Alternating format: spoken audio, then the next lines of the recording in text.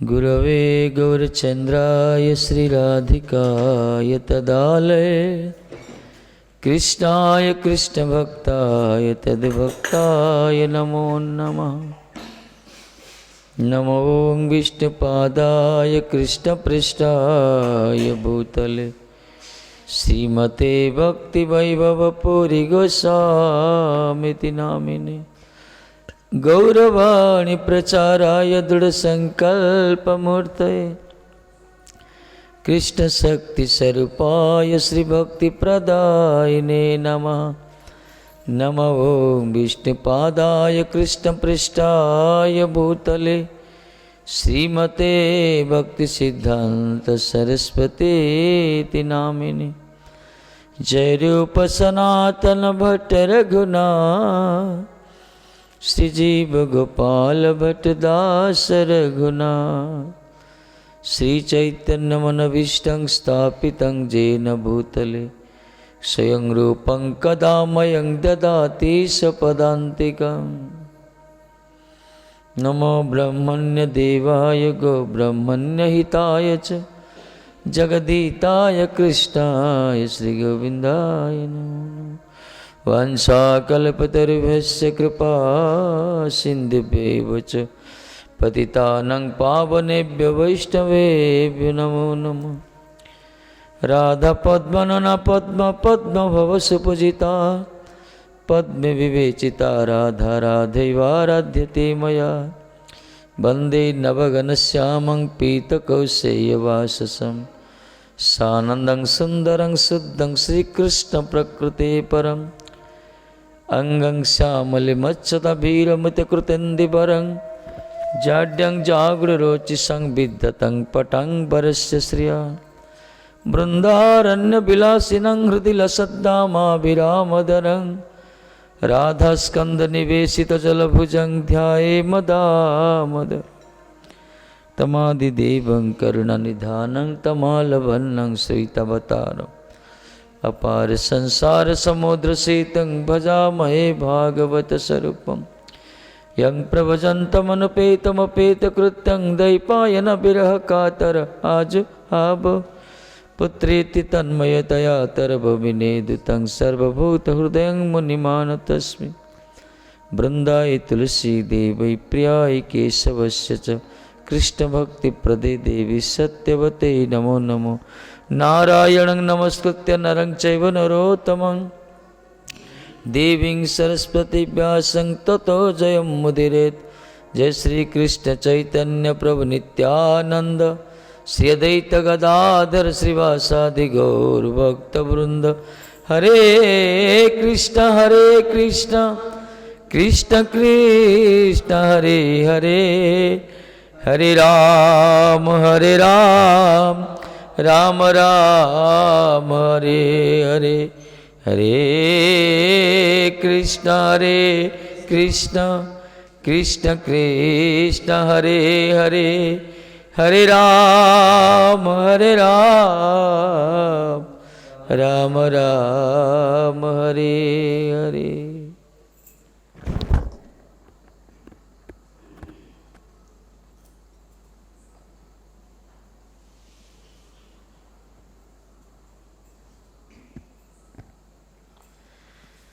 श्री राधे।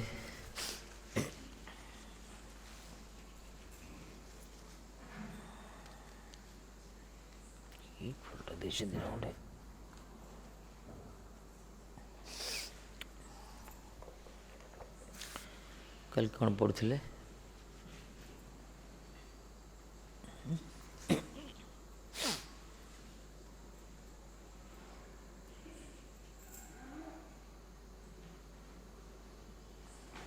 कौन पढ़ाई कृष्ण काली?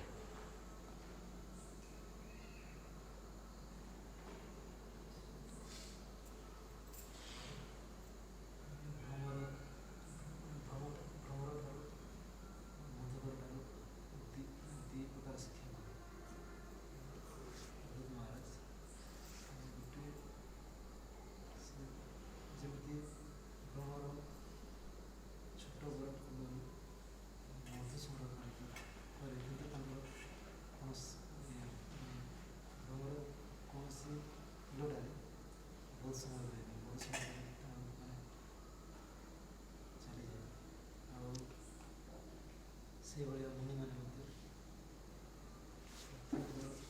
ମାଧ କରି ସେମାନେ ଶୀଘ୍ର ପ୍ରତି ଆସକ୍ତି ନ କାରଣ ମଧୁକର ଯେମିତି ପଦ୍ମଫୁଲକୁ ଆସକ୍ତି ହେଇକି ସେ ପଦ୍ମଫୁଲର ବାସନାରେ ଆସକ୍ତି ହେଇକି ସେ ରହିଯାଏ। ପରବର୍ତ୍ତୀ ସମୟରେ ଯେତେବେଳେ ସୂର୍ଯ୍ୟାସ୍ତ ହେଲା ପରେ ସେ ଭିତରେ ତା ମୃତ୍ୟୁ ଘଟିଥାଏ। ସେଇଭଳି ଆସକ୍ତି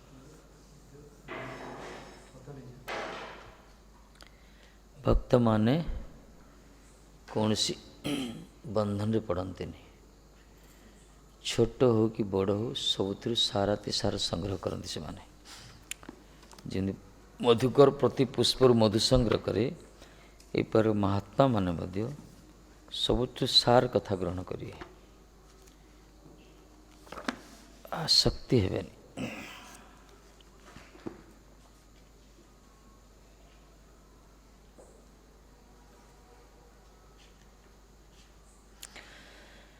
ତେଣୁ ଏ ମହାତ୍ମାମାନେ କ'ଣ କରନ୍ତି? ଗୁଣଲୋଭରେ ଏକ ଗୃହସ୍ଥର ଗୃହକୁ ଆଶ୍ରୟ କରି ତଦୀୟ ମୋହରେ ଆବଦ୍ଧ ହେବେନି ନା। ମନେ କଲେ नो साउंड तो व्हाट आई डू। ତେଣୁ ଏମାନେ ଆସକ୍ତ ହୋଇ ପଡ଼ନ୍ତି ଏ ପ୍ରକାର।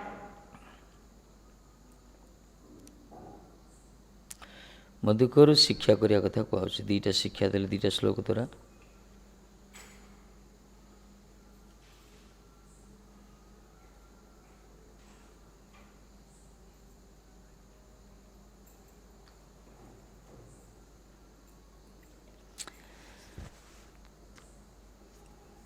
କହିଲେ ଗୁରୁର ଆଦର୍ଶରେ ସ୍ଥୂଳ ଭୋଜନକାରୀ ଏହା ହିଁ ଶିକ୍ଷା କରିବେ ଯେ ଜଣକର ନିକଟରୁ ସ୍ଥୂଳ ଭିକ୍ଷା ନ କରି ବହୁ ଗୃହସ୍ଥଙ୍କ ନିକଟରୁ ଅତ୍ୟଳ୍ପ ସଂଗ୍ରହପୂର୍ବକ ଏକତ୍ର କରି ନିଜ ଗ୍ରାସ ସଂକଳନ କରା ଆବଶ୍ୟକ। ଏ ହେଉଛି ମୋ ନିଃସନ୍ଥମାନଙ୍କ ପାଇଁ ଶିକ୍ଷା। ଅବଧୂତ ମହାରାଜ ମଧୁକର ପାଖରୁ ଶିକ୍ଷା ଗ୍ରହଣ କଲେ।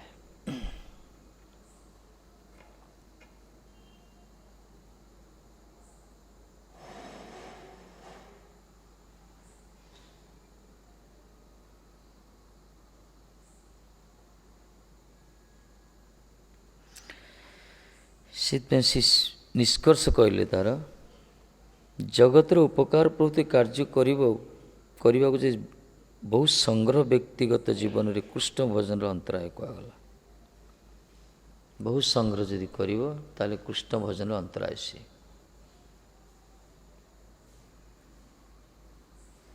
ସେଥିପାଇଁ କୃଷ୍ଣ ଭଜନ ଉଦ୍ଦେଶ୍ୟ ସର୍ବତଃ ଯତ୍ନ କରା ଆବଶ୍ୟକ।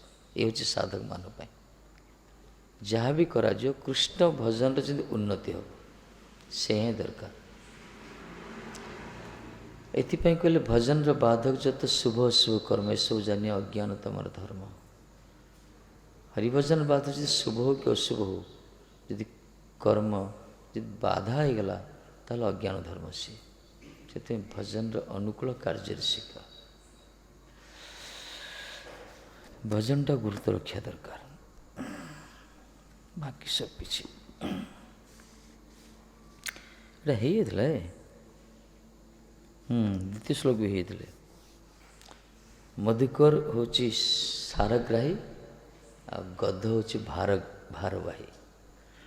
ଗଧ କ'ଣ କରେ? ଭାର ବହନ କରେ, କିନ୍ତୁ ତା ପୃଷ୍ଠରେ ଯଦି ଚନ୍ଦନ କାଠି ଯଦି ରଖାଯିବ ସେ ତାର ସୁଗନ୍ଧ ସେ ଧରିପାରେନି, ସେ ଖାଲି ଭାର ଗ୍ରହଣ କରେ। ଆଉ ମଧୁକର ସାରଗ୍ରାହୀ, ସେ ସାର ଗ୍ରହଣ କରେ। ଏଥିପାଇଁ ସାରଗ୍ରାହୀ ଥିଲେ ପରୀକ୍ଷିତ ମହାରାଜ କଳିକୁ ସ୍ଥାନ ଦେଇଦେଲେ ସେ, ଯେହେତୁ ଆର ଗୋଟେ ଭଲ ଗୁଣ ଥିଲା ବୋଲି। ସନ୍ଥ ମହାତ୍ମା ଯେଉଁମାନେ କର୍ମକାଣ୍ଡ ଜ୍ଞାନକାଣ୍ଡ ଇତିହାସ ପ୍ରଭୃତି ଭକ୍ତିର ଅନୁକୂଳ ଜ୍ଞାନରେ ଗ୍ରହଣ କରିବେ।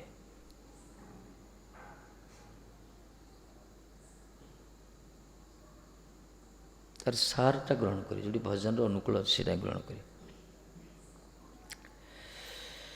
ଆଜି ଶ୍ଲୋକ ପଢ଼ିବା।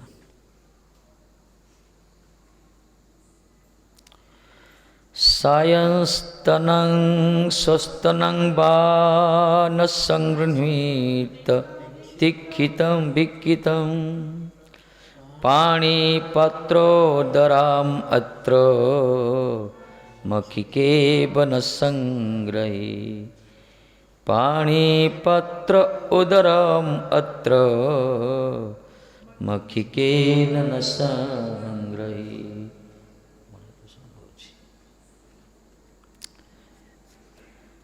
कहले सायस्तनं स्वस्तनं वा न संगृहीत विकितम वा पाणी पात्र उदरम अत्र मक्खी केव न संग्रही। मधुकृद द्विविध भ्रमर मधुमक्षिका च मधुमक्षिका मध्य दी प्रकार मधुकर प्रकृति शिक्षा ग्रहण कले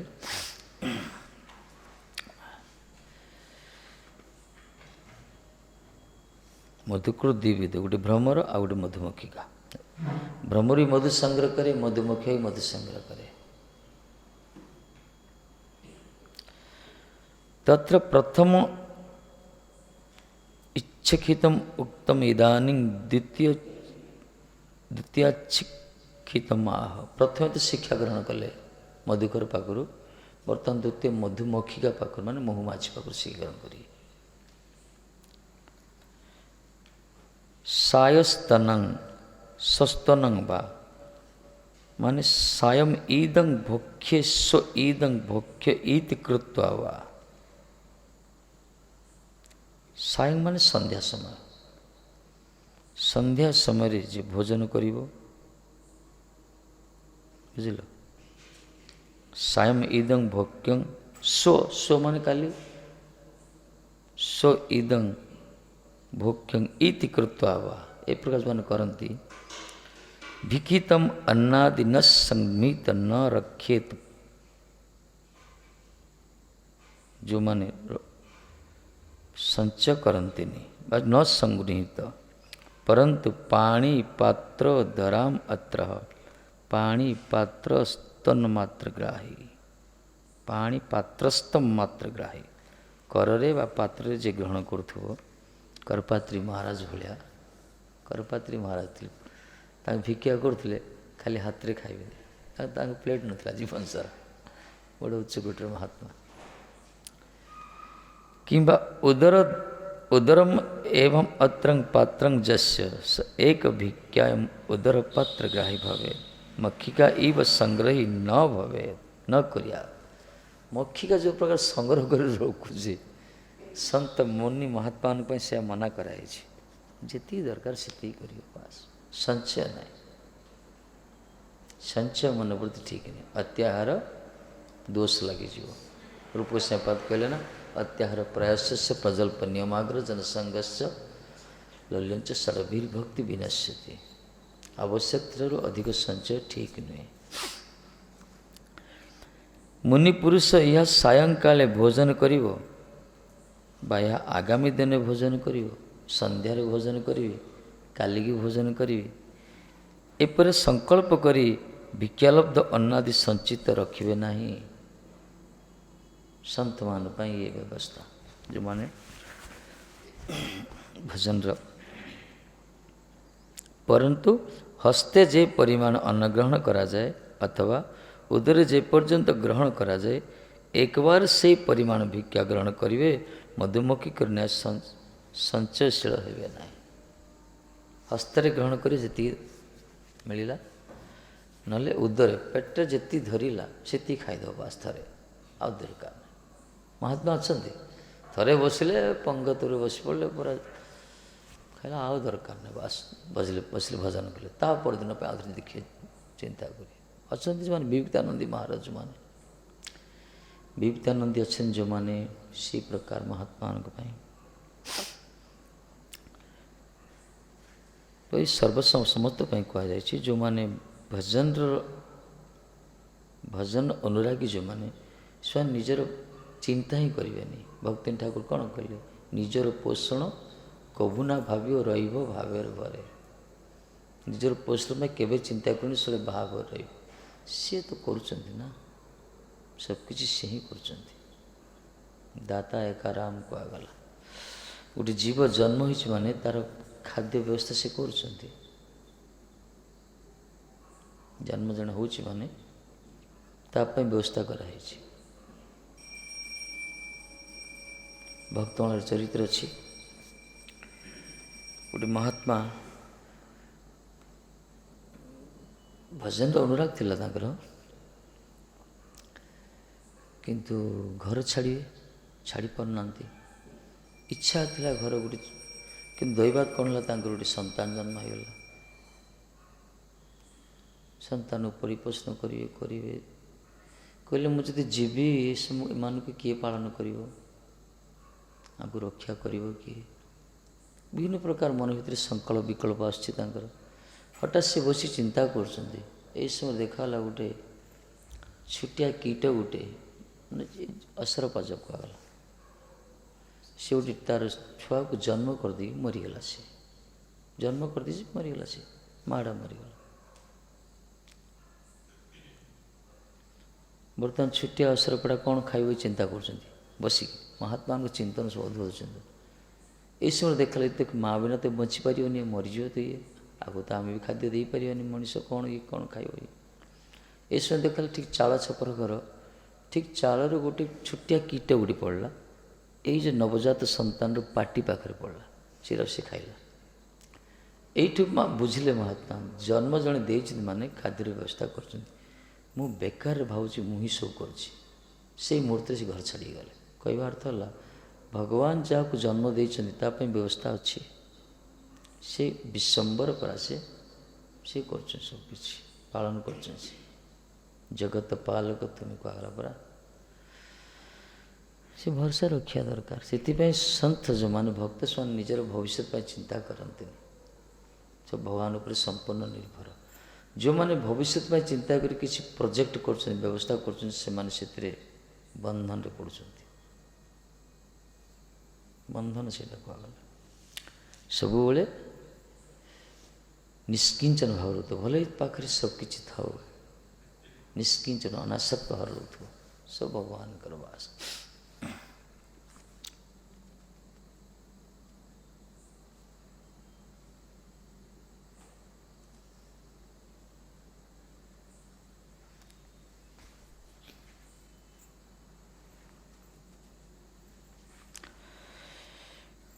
କହିଲେ, ଏହି ସ୍ଥଳରେ ମଧୁକର ଶବ୍ଦରେ ମଧୁ ପ୍ରସ୍ତୁତକାରୀ ମକ୍ଷିକାକୁ କୁହାଯାଇଛି।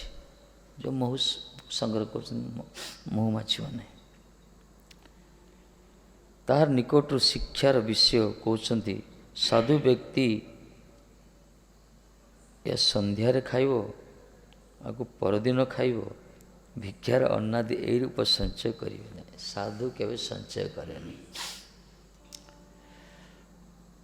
ଆଚ୍ଛା, ମଠ ମନ୍ଦିର ତ ଆମେ ସବୁ ଷ୍ଟକ୍ ରଖୁଛେ, ଆକୁ କ'ଣ ସଞ୍ଚୟ କୁହାଯିବ? ନାହିଁ। ଯେହେତୁ ଏଠି ବିଗ୍ରହ ଅଛନ୍ତି, ଏଠି ସନ୍ଥମାନଙ୍କର, ସାଧୁସନ୍ଥ ବୈଷ୍ଣବମାନଙ୍କର ଗୃହସ୍ଥ ଅତିଥି ଅଭ୍ୟାଗତର ସେବା ବି ହେଉଛି। ଏଠି ନିଜ ପାଇଁ କିଏ କିଛି କରେନି। ଏମିତି ଦେଖିଲେ ଆମର ପ୍ରଭୁପାଦ ଗୁରୁବର୍ଗ ସବୁ ତ କଟିଯିବେ ଏ ଲାଇନ୍ରେ। କାହିଁକିନା ଏମାନେ ବି କରିଛନ୍ତି ସବୁ, କିନ୍ତୁ ସେମାନେ ନିଜ ପାଇଁ କିଛି କରିନାହାନ୍ତି। ଯାହା ବି କରିଛନ୍ତି ଭଗବାନଙ୍କ ପ୍ରସନ୍ନତା ପାଇଁ। ଆକୁ ସଞ୍ଚୟ କୁହାଯିବନି। ହଁ, ଏତିକି କଥା, ଭଗବତ ଇଚ୍ଛାରେ ଯଦୃଚ୍ଛା କ୍ରମେ ଯଦି କିଛି ପ୍ରାପ୍ତ ହୁଏ ତାକୁ ରକ୍ଷା କରାଯିବ, କିନ୍ତୁ ସେଥିପାଇଁ ପ୍ରୟାସ କରନ୍ତିନି। ଭଜନାନନ୍ଦୀ ମହାତ୍ମା ଯେଉଁମାନେ ଭଜନ କରୁଛନ୍ତି ପ୍ରୟାସ କରନ୍ତିନି। ଭଗବତ ଇଚ୍ଛାରେ ସବୁ ଚାଲେ। ଯେହେତୁ ବିଗ୍ରହ ରହିଛନ୍ତି, ସେବା ଚାଲିଛି। ଆଉ ଯେଉଁମାନେ ଭଗବତ ଭଜନଟାକୁ ଗୁରୁତ୍ୱ ନ ଦେଇ ଏସବୁ ଖାଲି ସଂଗ୍ରହ ମନୋବୃତ୍ତି ରହୁଛନ୍ତି, ସେମାନେ ନିଜ ସ୍ଥିତିରୁ ଚ୍ୟୁତ ହୋଇଯାଉଛନ୍ତି। ତାଙ୍କ ଦ୍ୱାରା ସମାଜର କଲ୍ୟାଣ ହୁଏନି, ବରଂ ସେମାନେ ନିଜର ହିଁ ଇହଲୋକ ପରଲୋକ ସର୍ବନାଶକୁ ସ୍ୱାଗତ କରୁଛନ୍ତି। ସେମାନେ ଏମିତି ଅଛନ୍ତି, ବହୁତ ଅଛନ୍ତି। ସଂଗ୍ରହରେ ଚାଲିଛନ୍ତି, ଖାଲି ସଂଗ୍ରହ ମନୋବୃତ୍ତି। ଆମ ଗୁରୁବର୍ଗ ଆଚାର୍ଯ୍ୟମାନେ କ'ଣ କରୁଥିଲେ? ସେମାନେ ସଂଗ୍ରହ କରୁଥିଲେ, କିନ୍ତୁ ଭୌତିକ ଧନ ସଂଗ୍ରହ କରୁନଥିଲେ। ଭଗବାନଙ୍କର ସେବକ ସଂଗ୍ରହରେ ଯାଉଥିଲେ ସେମାନେ। ଏଥିପାଇଁ ପ୍ରଭୁପାଦ କହୁଛନ୍ତି ଗୁରୁଦେବ ହେଉଛନ୍ତି ଠାକୁରେର ସେବକର ଯୋଗାଣଦାର। ସର୍ବଭୋକ୍ତା ଶ୍ରୀକୃଷ୍ଣ। ତାଙ୍କର ଗୁରୁବର୍ଗ ନିଜେ ସେବା କରି ସେମାନେ ତୃପ୍ତିବୋଧ ହେଉନାହାନ୍ତି। ଶରୀର ଦ୍ୱାରା, ମନ ଦ୍ୱାରା, ବାଣୀ ଦ୍ୱାରା ଭଗବାନଙ୍କର ସେବା କରି କରି ଗୁରୁବର୍ଗ ତୃପ୍ତିବୋଧ ହେଉନାହାନ୍ତି, ବରଂ ଠାକୁରଙ୍କ ସେବାଟା ଯେମିତି ପୁଷ୍ଟ ହେବ, ସେବାଟା ଯେଉଁ ପ୍ରକାର ସାବଲୀଳା କ୍ରମେ ସଂଗଠିତ ହେବ। ତେଣୁ ସେମାନେ କ'ଣ କରନ୍ତି, ପ୍ରଚାର ପ୍ରସାର ମାଧ୍ୟମରେ ହରିକଥା କହି ଲୋକମାନଙ୍କୁ ବା ବିଭିନ୍ନ ପ୍ରକାର ସେବକ ସଂଗ୍ରହ କରନ୍ତି, ଜୀବନ୍ତ ପୁଷ୍ପ ସଂଗ୍ରହ କରନ୍ତି, ଭଗବାନଙ୍କ ଚରଣରେ ଅର୍ପଣ କରନ୍ତି। ଏହି ହେଉଛି ଆମର ଗୁରୁବର୍ଗଙ୍କର ତତ୍ତ୍ୱ। ସେମାନେ ସେବକ, ଠାକୁରଙ୍କର ସେବକର ଯୋଗାଣଦାର, ସେବକ ଯୋଗାଉଛନ୍ତି ସେମାନେ, ତାଙ୍କ ସଂଗ୍ରହ ଏଇଟା। ଗୌଡ଼ି ଆଚାର୍ଯ୍ୟମାନେ କେବେ ଧନ ସଂଗ୍ରହ ଲିପ୍ତ ହେଇନାହାନ୍ତି। ପ୍ରଭୁପାଦ ଗଣମାନେ ସେମାନେ ଭଜନ କରିଛନ୍ତି, ବାସ୍ ଭଜନ ପ୍ରଭାବରେ ଭଗବତୀ ଇଚ୍ଛାରେ ସବୁ ଆସିଛି, ଭଗବାନଙ୍କ ଇଚ୍ଛାରେ ଆସି ସବୁ ସେ ହିଁ ସବୁ କରୁଛନ୍ତି। କିନ୍ତୁ ଯେଉଁମାନେ ଭଜନଟାକୁ ଗୁରୁତ୍ୱ ନ ଦେଇ ଖାଲି ଏଇ ପାର୍ଥିବ ବସ୍ତୁ ସଂଗ୍ରହରେ ଲିପ୍ତ ରହୁଛନ୍ତି, ସେମାନେ ଶାନ୍ତି ତ ପାଉନାହାନ୍ତି, ଧୀରେ ଧୀରେ ଭଗବତ ବିଶ୍ୱାସରୁ ଚ୍ୟୁତ ହେଉଛନ୍ତି ସେମାନେ।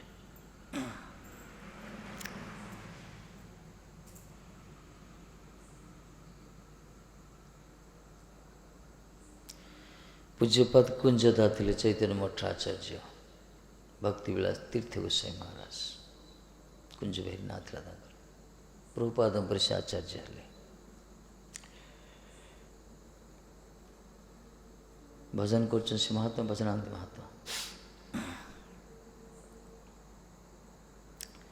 ସେବକମାନେ ଆସି କହିଲେ, ମହାରାଜ କିଛି ବି ନାହିଁ, କି হবে কালকে ভোগ বাল ভোগ জনের কিছু নেই, କିଛି ନାହିଁ। ଇଏ ଥରେ କହିଲେ, ଦୁଇଥର କହିଲେ, ତିନିଥର ବାରମ୍ବାର ଆସି କହିଲେ, କହିବେନି ନା, ଯୋଉ ସେବକ ଆସି କହିବେ ନା। ମହାରାଜ ତ କୁଆ ବସିଥିଲେ, আরে তোমরা কিসের জন্য এসছ, এই ঘর বাড়ি ছেড়ে কিসের জন্য এসছো, খাবার জন্য? কার কাছে এসছো জানিস না? ঠাকুরের কাছে। বিশ্বাস রাখো, ব্যবস্থাপক উনি, ভজন কর যাও। ଗୁରୁଦେବ ଫଟକାଲେ ଶିଷ୍ୟ କ'ଣ କହିବ, ଭଜନ ଇଚ୍ଛା ନହେଲେ ମାଳ ଧରି ବସିଲେ। ଆଶ୍ଚର୍ଯ୍ୟ କଥା, ସକାଳୁ ସକାଳୁ ମଙ୍ଗଳ ଆରତୀ ପରେ ଟ୍ରକ୍ ଲାଗିଲା, କଲିକତାର ଗୋଟେ ସେଟ୍ ଆଣି ଟ୍ରକ୍ ପହଞ୍ଚାଇ ଦେଲା। ସେଥିରେ ଡାଲି ଚାଉଳ ସବୁ ଲୋଡ଼ ହେଇକି ଆସିଛି ପୁରା। ଏଇ ହେଉଛି ଆମର ପ୍ରଭୁପାଦଙ୍କର ଗଣମାନଙ୍କର ବିଲକ୍ଷଣ ଚରିତ୍ର, ଯେଉଁଟାକି ସମ୍ପୂର୍ଣ୍ଣ ଶରଣାଗତ। ଚେଷ୍ଟା କରନ୍ତି ସେମାନେ, ଭଜନ ହିଁ କରନ୍ତି, ଭଜନ ପରେ ସବୁ କିଛି ହେଇଥାଏ।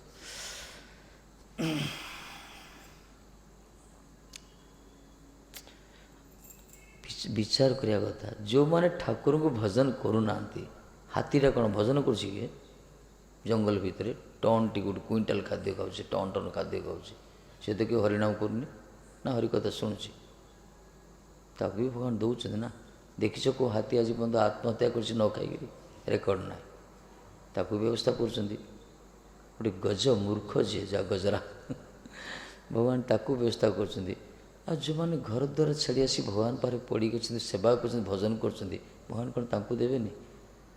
ତେଣୁ ଅବିବେକୀମାନଙ୍କର ବିଚାର ଏହି ପ୍ରକାର, କ'ଣ କରିବା କ'ଣ କରିବା। ବିଶ୍ୱାସ, ଅଶରଣ ଜନମାନଙ୍କୁ ଭଗବାନ ରକ୍ଷା କରୁଛନ୍ତି, ଶରଣାଗତ କ'ଣ ନ କରିବେ? ବିଶ୍ୱାସ ରକ୍ଷା ପରେ ତାଙ୍କ ଉପରେ ସମ୍ପୂର୍ଣ୍ଣ ନିର୍ଭର ନିଚ୍ଛାବର ହେଇଯିବା ଦରକାର। ତାଙ୍କ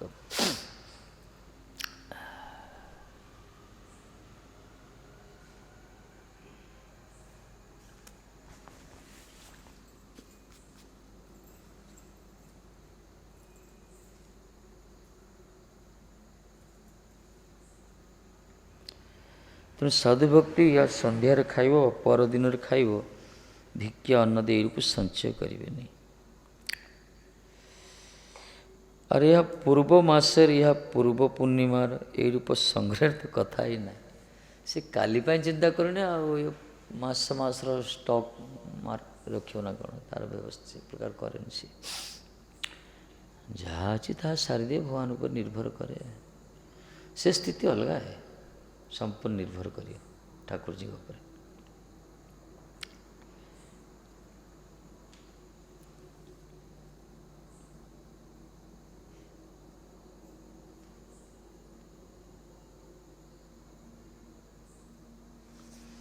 ଏହି ସ୍ଥଳରେ ସନ୍ଧ୍ୟା ବା ପରଦିନ ହୋଇବେ ଯେ ବସ୍ତୁ ଦୃଷ୍ଟ ଅନାଦି, ତାହା ସଂଗ୍ରହ ସମ୍ଭବ ନୁହେଁ।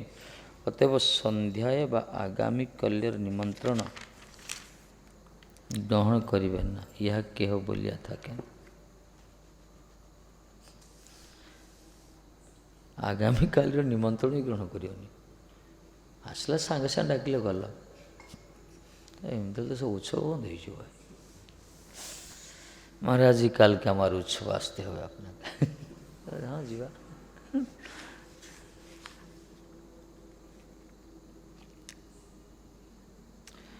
अवश्य उत्सव जाऊँगी किसी सत्संग लाभ हुए सीठी प्रसाद पाइले कि सेमती किसी ना खायापाई किए जाते संत दर्शन हम वैष्णवान को दर्शन हम सत्संग आस्वादन करियो तापर भगवत प्रसाद भी यही भाव में जाती। किसी महात्मा अच्छा उत्सव को जाती सत्संग शुणता और उठी धीरे पढ़ाती एमती महात्मा अच्छा सत्संग लाभ नहीं से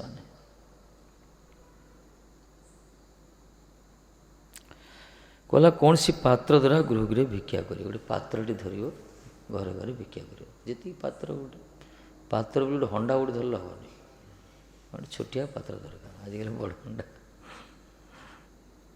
ताही कहते हस्तरूप पात्र पानी शब्द लगल ना हस्तरूप पात्र पानी पात्र हरपात्री महाराज पानी पात्र थे घर जी भिक्षा कर हाथ में धरिए जी से खाई बास बढ़िया ना प्लेट ना धरने सफा कर ये कर एत धंदा किसी आवश्यक नहीं।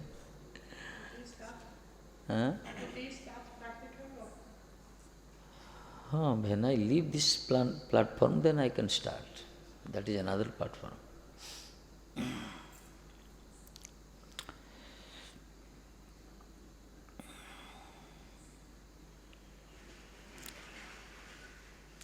सकल स्थान भिक्षा अन्न आनिया कथाए राखिबेन यही है विचार सबुठ भिक्षा आनी रखियो कौटी तेणुक जी उदर ग्रहण से खाईदेव जी हस्त मिलूँ से रखिए रखिबार रखियो आउे पिंपुल लगे बुरा पकाओ ये कौन कौन पकाउन सब मेडिसिन पकाओ ये सब बड़ विरक्ति नहीं संग्रह मनोवृत्तिटा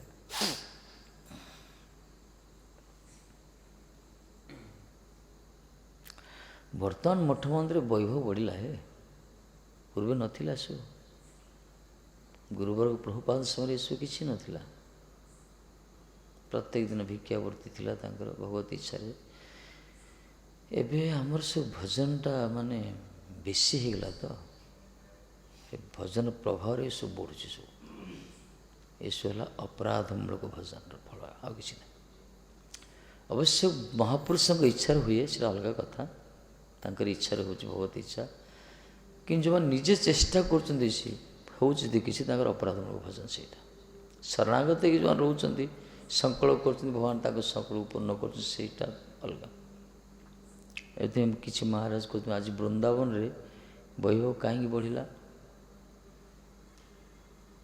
कहीं बढ़ुଛି वृंदावन वैभव बढ़ीगलानी वृंदावन जुआर देख खाली ब्रजरे खाली वैभव खाली माने जी किसी नुआ गोटे कर मंदिर समुद्र कि हाइलाइट करने कर ओभरटेक कर उच्चतार हो उत्साह हो तार डेकोरेट आर्किटेक्टर हो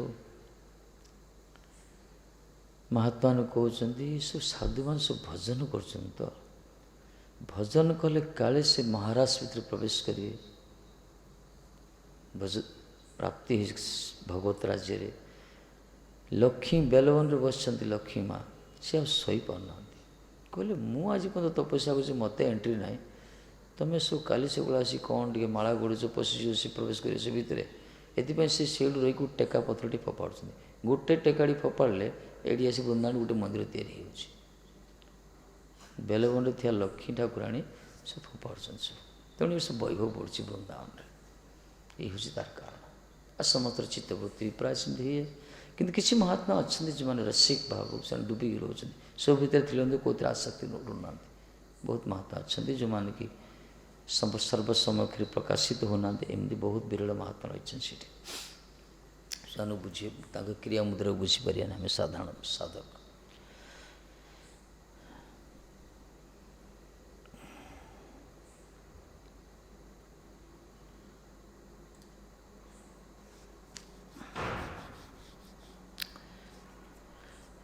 ଏ ପ୍ରକାର ହେଉଛି।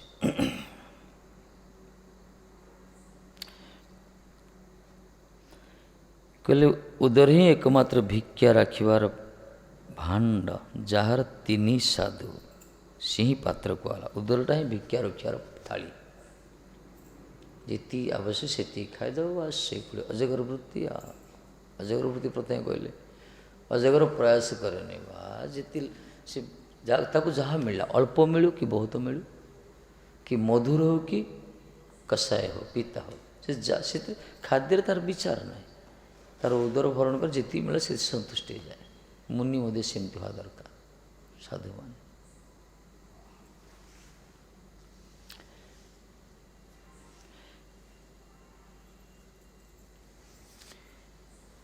ଏ ମକ୍ଷିକା କ'ଣ ହେବ?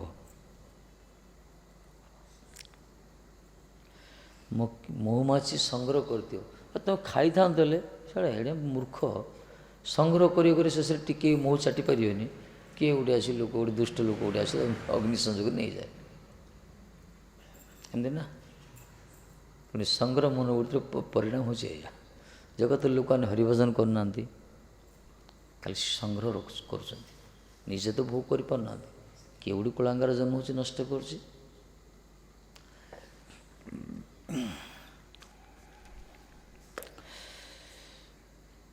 ବ୍ରଜରେ ମହାତ୍ମା ଦେଖିବ ନା, ବ୍ରଜର ମହାତ୍ମାମାନଙ୍କୁ ଯେଉଁମାନେ ବିଶେଷ କରି ମଠ ମନ୍ଦିର କରୁଛନ୍ତି ତାଙ୍କ କଥା ଅଲଗା, କିନ୍ତୁ ଯେଉଁମାନେ ମାଧୁକରୀ ବୃତ୍ତି କରୁଛନ୍ତି, ଏକାକି ରହିଛନ୍ତି ଯେଉଁ ମହାତ୍ମାମାନେ, ଯେଉଁମାନେ ଭଜନାନ୍ତ ସେମାନେ କଥା, ସେମାନେ ତ ପ୍ରାତଃ ବରଣ୍ୟ। କିନ୍ତୁ ଯେଉଁମାନେ ଭଜନଟାକୁ କରି ଯେଉଁମାନେ ବେଶୀ ଏସବୁ ସଞ୍ଚୟ ମନୋବୃତ୍ତି କରୁଛନ୍ତି, ତାଙ୍କ ଧନୁ କିଏ ନେଉଛି ଜାଣିଛ? ବ୍ରଜବାସୀମାନେ ନେଉଛନ୍ତି। କାହିଁ ବାବାଟା କୁଟିଆ ଭିତରେ ପଡ଼ିକି ଅପ୍ରକଟ ହେଇଯିବେ, ସେଠି ହୋ ହେଲା ବେଳକୁ କେତେଟା ବ୍ରଜ ଆସିଥିବେ, ତାର ସେ ତକିଆ ତଳେ, ତାର ସେ ବେଡ଼ ତଳେ, ତାର ଟ୍ରଙ୍କ ତଳେ ଦେଖିକି ସବୁ ଲୁଟିକି ନେବେ। କିଛି ନେଉଛନ୍ତି, ସେମାନେ ସଞ୍ଚୟ ମନୋବୃତ୍ତି ଯେଉଁମାନେ କରିଥାଉଛନ୍ତି। କିନ୍ତୁ ଯେଉଁମାନେ ତ ଭଜନାନ୍ତି ମହାତ୍ମା, ତାଙ୍କ ପାଖରେ ତ କିଛି ନଥିବ, କପଟଦୋଗ ଶୂନ୍ୟ ଅଯାଚିତ ବୃତ୍ତି, ସେମାନଙ୍କ କଥା ଅଲଗା। ଯେଉଁମାନେ କରୁଛନ୍ତି ଏସବୁ, କେତେ ମହାତ୍ମା କୁଟିଆ ତିଆରି କରୁଛନ୍ତି, ଶେଷରେ ପଳାଉଛନ୍ତି, ତାଙ୍କୁ କୁଟିଆଟା ବ୍ରଜାସୀ ମାଡ଼ି ହେଉଛନ୍ତି। ଆମର ମଦନ ମୋହନ ପ୍ରଭୁ ଥିଲେ ଗୋଟେ, ଯେଉଁ କଷ୍ଟ ପଡ଼ି ସେ କରୁଥିଲେ କୁଟିଆଟା, ଆମେ ନିଜେ ଦେଖିଛୁ ବର୍ଷନାରେ। ରାସ୍ତାରେ ଦିନସାରା ଖାଲି ପଥର ଇଟା ସବୁ ସଂଗ୍ରହ କରିବାର, ଫାଉଣ୍ଡେସନ୍ ପକାଇବା ପାଇଁ ଇଟା ଯାହା ଗଡ଼ିଛୁ ଦିନସାରା କଷ୍ଟ ପଡ଼ି ଗୋଟେ ଘର ଗୁଡ଼ି କଲେ, ଛାତ ପକାଇଲେ, କେତେ କ'ଣ କଲେ। ଶେଷରେ ଏମିତି ହେଲା, ସେଟାକୁ କବ୍ଜା କଲେ ବ୍ରଜବାସୀମାନେ। ଏ ବିଚାର ଛାଡ଼ି ଦେଇକି ପଳାଇଲେ। ବ୍ରଜବାସୀ already occupied that, he left Varsana। ଏମିତି ହୁଏ। ତେଣୁ ସଞ୍ଚୟ ମନୋବୃତ୍ତି ନାହିଁ।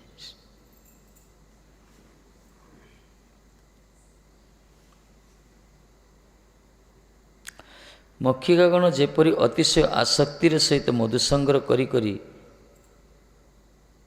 ଆଟକାୟ ଆତ୍ମବିନାଶ ସାଧନ କରନ୍ତି।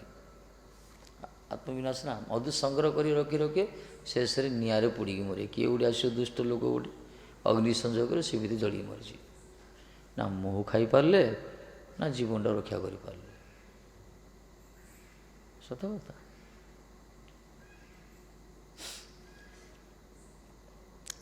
ବିପଦ ଏସବୁ।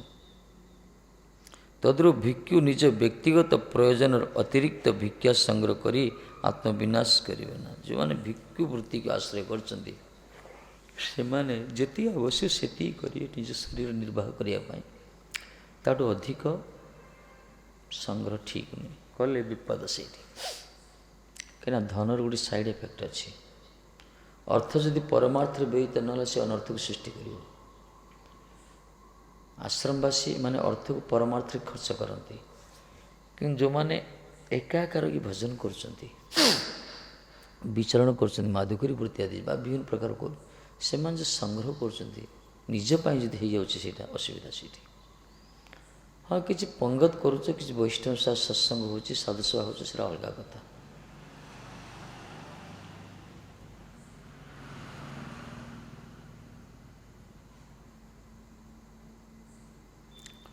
ଭିକ୍ଷୁ ନିଜ ବ୍ୟକ୍ତିଗତ, ଆମେ ବି ଆଶ୍ରମ ରହିଛେ, ଆମେ ବି ଯାହା ବି ସଂଗ୍ରହ ଯେତେ ଭିକ୍ଷା ବି କରୁଛେ, ଭଗବାନ ପାଇଁ ବୈଷ୍ଣବ ପାଇଁ ହେବା ଦରକାର। ଯଦି ସେ ସଂଗ୍ରହ ଯଦି ଆମେ ନିଜର ଫଣ୍ଡରେ କିଛି ରଖିଦେବା, ନିଜ ବ୍ୟାଙ୍କ ବାଲାନ୍ସ ଯଦି କରିବା, ତାକୁ ତ କେହି ଜାଣିପାରିବନି, ଲୁକାଇ ଧର କରିପାରିବା ମନା ନାହିଁ, କିନ୍ତୁ ତାର ପରିଣାମ ବଡ଼ ଭୟାବହ। ଭଜନ ରାଜ୍ୟରେ ଚିତ ହେବାକୁ ପଡ଼ିବ ଦିନ ନା ଦିନେ, କାରଣ ଠାକୁରଙ୍କୁ ଠକୁଛି, ଗୁରୁଙ୍କୁ ଠକୁଛି ଏଇଠି। କାରଣ ଏ ବେଶକୁ ଦେଖି ଲୋକ ଦିଅନ୍ତି, ଏ ବେଶଟା ଆମକୁ କିଏ ସେମାନେ ଦେଇଛନ୍ତି। ତାଙ୍କରି ଆଦର୍ଶର ଅନୁପ୍ରାଣିତ ଯଦି ନ ହେବା, ପୂର୍ବଶ୍ରୀମାନଙ୍କର ଗୁରୁବର୍ଗଙ୍କର ନିଜର ଇନ୍ଦ୍ରିୟ ସୁଖ ପାଇଁ ଯଦି ତାକୁ ଅପବ୍ୟବହାର କରିବା, ତାହେଲେ ପରିଣାମ ଭୟାବହ ହେବ।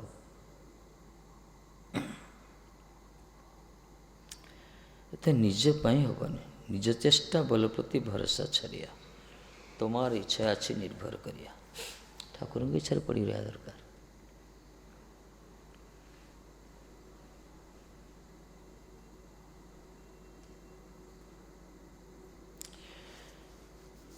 ଗୋଟେ ମହାତ୍ମା ଥିଲେ, ସେ ଗୁରୁ ଶିଷ୍ୟ ସବୁ ରହିଛନ୍ତି। ଶିଷ୍ୟମାନେ କିଛି କହିଲେ, ମହାରାଜ ଜୀ, ଗୁରୁଦେବ ସମସ୍ତେ କରୁଛନ୍ତି ସାଧୁ ସେବା, ଆମେ ବି ଟିକେ ସାଧୁ ସେବା କରିବା। ଗୁରୁଜୀ ମନା କରୁଛନ୍ତି, ଆରେ ସେ ବହୁତ କଠିନ ବେପାର, ସାଧୁ ସେବାଟା ସହଜ ନୁହେଁ, ଏ ସବୁଠୁ ବଡ଼ ବେପାର, ବଡ଼ କଠିନ। ବହୁତ ସାଧୁଚରଣରେ କିଛି ଅପରାଧ ହେଇଛି, ବଡ଼ ଅସୁବିଧା। ଶୁଣୁନାହାନ୍ତି।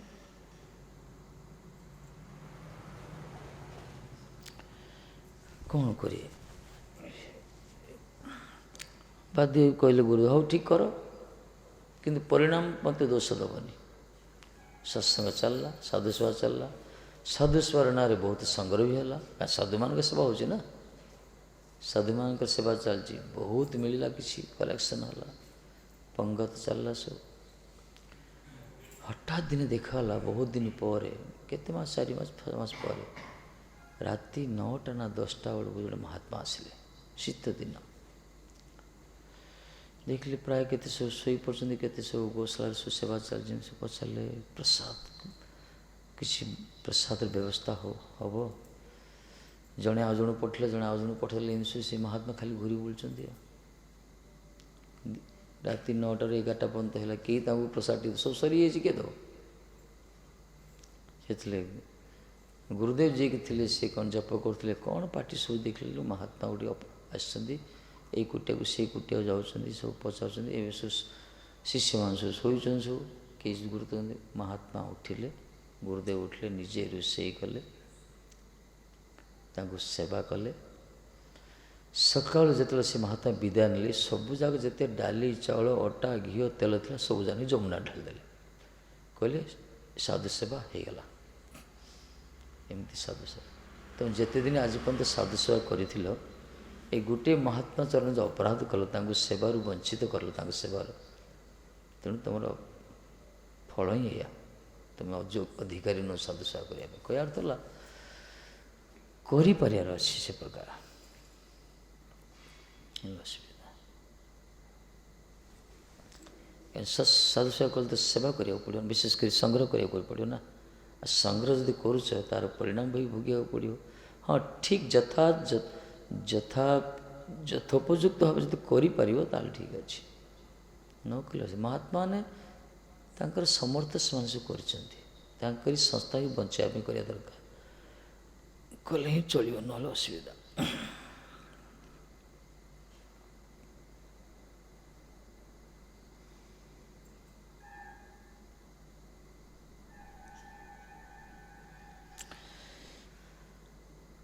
परंतु भगवत भजन करिवार ओ अपरके भजन कराइबार जन्य भिक्षा संग्रह संचय कार्य एकांत आवश्यक। ये कहले कनक्लूजन विश्वनाथ पाल, जो माने निजे विवेकानंद अच्छी बा विशेषकर भिक्षावृत्ति आश्रय करछंती, तांको पई संचय मनोवृत्ति नहीं, कारण से निज ये करछंती, तांको बेसी स्टॉक कला क्या देव, क्या तो देवेनि, निजे पई रखिले, एत आसंता काली भी चिंता करना। किंतु जो माने भगवत भजन करिवे और अन्य को भजन करने पई भिक्षा करछंती, ये आश्रमवासी माने मठ मंदिर जी गुरुवर्ग आचार्य निजे भजन करछंती, अन्य को भजन करने पई रास्ता तैयारी करछंती, संस्था खोलछंती। मठ उठे ये लोकों ऊपर किसी प्रभाव पड़ुछि, किसी लोक आसुछंती, किसी घर द्वार छाड़ी आसी भजन कले। ଅନ୍ୟକୁ ଭଜନ କରିବା ପାଇଁ ଭିକ୍ଷା ସଂଗ୍ରହ ବା ସଞ୍ଚୟ କାର୍ଯ୍ୟ ଏକାନ୍ତ ଆବଶ୍ୟକ। ଇଏ ଦୋଷ ନୁହେଁ, ଇଏ ପ୍ରତ୍ୟବାୟ ନୁହେଁ, କିନ୍ତୁ ଅଧିକ ଆସକ୍ତି ବି ଇଏ ଖରାପ। ଭଜନଟାକୁ ଛାଡ଼ି ଦେଇକି ଯେଉଁମାନେ ସବୁ କରୁଛନ୍ତି ସେ ଠିକ୍ ନୁହେଁ। ନିଜେ ଭଜନ କରିବ, ଅନ୍ୟକୁ ଭଜନ କରିବା ପାଇଁ। ଧରନ୍ତୁ ଜନ୍ମାଷ୍ଟମୀ ଗୋଟେ କରୁଛେ, ହଜାର ହଜାର ଲୋକ ଆସୁଛନ୍ତି, ନନ୍ଦ ଉତ୍ସବ ପ୍ରସାଦ ପାଉଛନ୍ତି, ସଂଗ୍ରହ ତ କରିବା ଦରକାର ନା। ନିଜ ପାଇଁ ତ ହେଉନି ନା, ଲୋକଙ୍କର କଲ୍ୟାଣ। ପ୍ରସାଦ ହାନିରୁ ସେ ଉପଜାୟତେ କୁହାଗଲା ନା କ'ଣ? ପ୍ରସାଦ ସକଳ ପ୍ରପଞ୍ଚ ଯେ କୁହାଯାଇଛି। ହରିନାମ କରୁଛନ୍ତି, କୀର୍ତ୍ତନ କରୁଛନ୍ତି, ତେଣୁ ଏସବୁ ଆବଶ୍ୟକତା ରହିଛି। ପ୍ରଚାର ପ୍ରସାରରେ ସଂଗ୍ରହଟାକୁ ଗୁରୁତ୍ୱ ଦିଆଯାଇଛି, କିନ୍ତୁ ଏଇଟା ନିଜ ପାଇଁ ନୁହେଁ, ସମସ୍ତଙ୍କର ଆତ୍ୟନ୍ତିକ କଲ୍ୟାଣ ପାଇଁ ବ୍ୟବହାର କରାଯାଉ, ସଂଗ୍ରହ କରାଯାଏ, ନିଜ ପାଇଁ ନାହିଁ। ନିଜ ପାଇଁ କଲେ ଅସୁବିଧା।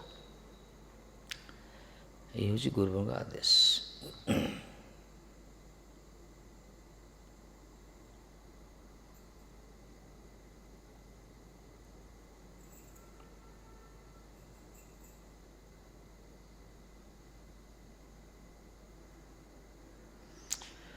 ଆମ ଯେଉଁ ବହି ଯେଉଁ ଛପା ହେଉଛି, ଯଦି ଲେଖା ହେଉଛି ମୂଲ୍ୟଟା କ'ଣ ଲେଖା ହେଉଛି? ଭିକ୍ଷା ଲେଖା ହେଉଛି ନା। ଭିକ୍ଷା, ଏଟା ଭିକ୍ଷା କୁହାଗଲା। ସେବା ଆନୁକୂଲ୍ୟ ଭିକ୍ଷା ଏସବୁ ଲେଖା ଅଛି, ମୂଲ୍ୟ। ତେଣୁ ଏଇ ଯେଉଁ ଭିକ୍ଷା ସଂଗ୍ରହ, ଯେଉଁ ଇସ୍କନ ଭାଇମାନେ ସବୁ ଯେଉଁ ବହି ଡିଷ୍ଟ୍ରିବ୍ୟୁସନ୍ କରୁଛନ୍ତି, ଭିକ୍ଷା ନେଉଛନ୍ତି ନା, ସେଇଟା ଚଳିବ। ଜଗତର କଲ୍ୟାଣ ପାଇଁ, ଅନ୍ୟକୁ ଭଜନରେ ଉତ୍ସାହିତ କରିବା ପାଇଁ ଭିକ୍ଷା ସଂଗ୍ରହ ସଞ୍ଚୟ କରା ଦରକାର।